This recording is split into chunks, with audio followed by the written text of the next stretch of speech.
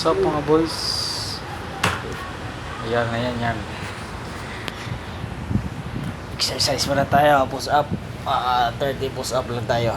Kasi mabigat tayo yung katawan natin. Medyo lumalaki na yung tiyan natin sa kainupo lang tayo. Wala tayong ginagawa. Ayan. Push up lang siya. Medyo mga lahati dyan.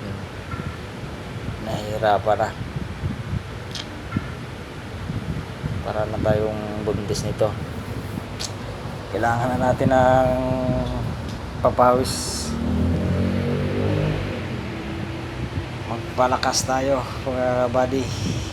Yan lang yung gagawin natin pag wala tayong gym. Pag malayo sa gym, yan lang yung gagawin, basic lang. So yun lang, you know. Okay.